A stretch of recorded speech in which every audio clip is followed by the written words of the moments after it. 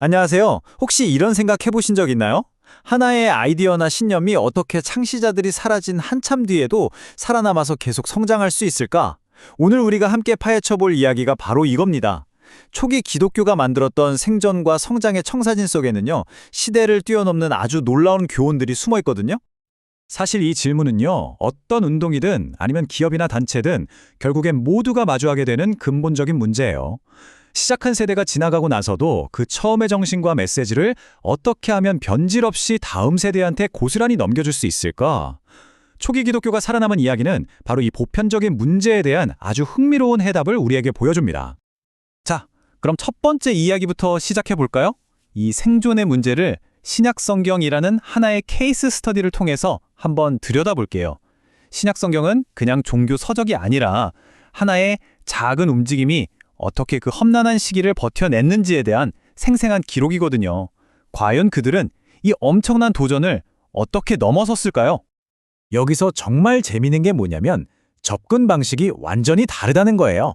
구약을 보면 예를 들어 신명기 같은 곳에서는 부모가 자녀에게 부지런히 가르쳐라 이렇게 직접적으로 명령을 하거든요. 그런데 신약은 좀 더 입체적인 접근법을 보여줘요. 한쪽에서는 사도행작을 통해 우리가 이렇게 확장해 나갔다는 실제 역사 이야기를 들려주고요. 다른 한쪽에서는 여러 서신서를 통해 신앙을 지키려면 이렇게 해야 한다는 실용적인 지침을 주는 거죠. 자, 그럼 그들이 내놓은 해결책의 첫 번째 부분, 그러니까 사도행전에 아주 자세하게 기록된 역동적으로 밖으로 뻗어나갔던 그 확장 전략에 대해 한번 자세히 알아보겠습니다. 바로 이 구절, 이 한 문장이 모든 것의 시작점이자 핵심 미션 선언문이라고 할 수 있습니다. 메시지는 한 곳에 한 세대에만 머무는 게 아니라 계속해서 새로운 사람, 새로운 공동체로 그리고 마침내는 땅끝까지 퍼져나가야 한다는 걸 아주 분명하게 보여주고 있죠. 자, 이 그림을 한번 보세요. 확장이 그냥 마구잡이로 이루어진 게 아니었어요. 1단계에서는 예루살렘의 사도들이 중심이었지만 곧 스테반 같은 7사람에게 리더십이 넘어갑니다. 그러다 2단계에서는 박해 때문에 흩어진 이름도 없는 신자들이 복음 전파의 주역이 되고요. 그리고 마지막 3단계에 이르면 바울이 디모데 같은 다양한 세대의 동역자들과 팀을 이루어서 전 세계로 나아가죠. 리더십이 점진적으로 그리고 아주 전략적으로 위임되고 확산된 거예요. 그럼 이런 거대한 전략이 실제 사람들을 통해서는 어떻게 이루어졌을까요? 여기서 우리가 주목해야 할 점은 이게 무슨 완벽한 스펙을 가진 사람을 찾는 과정이 아니었다는 거예요. 오히려 멘토링과 은혜를 통해 사람을 키워내는 과정에 가까웠습니다. 이 두 사람의 이야기가 정말 중요한 두 가지 측면을 보여주는데요. 디모데는 바울이 직접 발굴해서 아들처럼 여기면서 차세대 리더로 키운 아주 의도적인 계승의 대표적인 사례죠. 반면에 마가는 어땠나요? 선교 여행 중에 힘들다고 포기했던, 말하자면 실패자였어요. 하지만 바나바가 그런 마가에게 두 번째 기회를 주면서 다시 일어서게 됩니다. 그러니까 핵심은 이거예요. 신앙의 계승은 능력 있는 사람만 뽑는 게 아니라 실패한 사람을 다시 일으켜 세우는 은혜의 과정이기도 하다는 것. 그리고 여기서 빼놓을 수 없는 정말 독특한 역할을 한 사람이 있어요. 바로 이 모든 이야기의 저자인 누가입니다.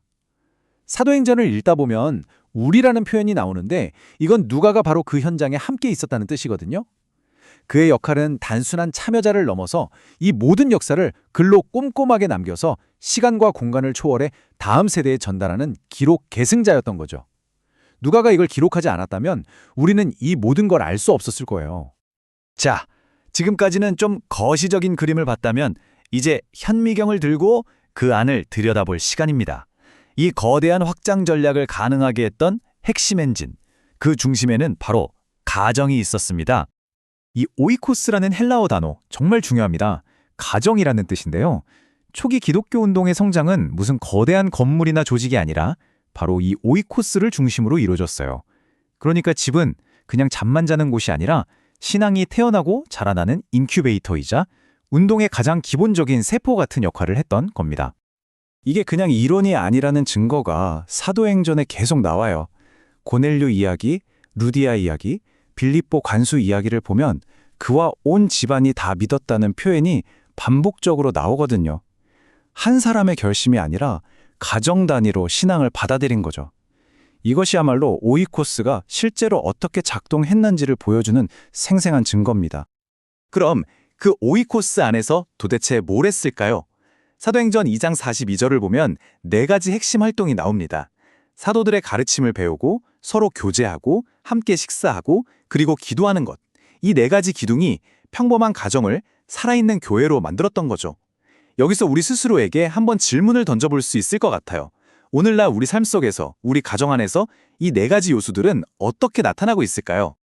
자, 이제 청사진의 두 번째 부분으로 넘어가 보겠습니다. 지금까지는 어떻게 퍼져나갔는가를 봤다면 이제는 어떻게 그 순수성을 지켰는가에 대한 이야기예요.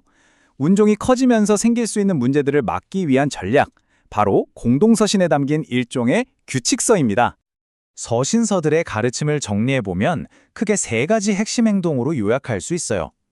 첫째, 시브리서가 강조하듯이 신앙을 다음 세대에 반드시 물려줘야 할 소중한 유산으로 여기는 것. 둘째, 야고보서의 가르침처럼 믿음이 약해지거나 넘어진 사람들을 찾아가서 다시 일으켜 세워주는 회복. 그리고 셋째, 유다서나 베드로 후서가 강력하게 경고하듯이 잘못된 가르침으로부터 핵심 진리를 굳건하게 방어하는 겁니다. 자, 이제 거의 다 왔습니다.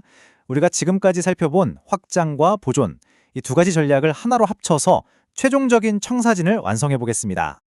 결국 이 운동의 성공 비결, 그 청사진은 바로 이 두 개의 날개였던 겁니다. 한쪽 날개는 사도행전이 보여주는 확장의 모델이에요. 신앙이 어떻게 밖으로 힘차게 뻗어나가는지를 보여주죠. 그리고 다른 쪽 날개는 공동서신이 제시하는 보존의 모델입니다. 그 신앙의 핵심을 어떻게 내부적으로 순수하게 지켜내는지를 알려주죠. 이 두 가지, 확산과 보존의 완벽한 균형이 바로 성공적인 계승의 비밀이었던 겁니다. 마지막으로 이 질문을 여러분께 던지면서 마무리하고 싶습니다.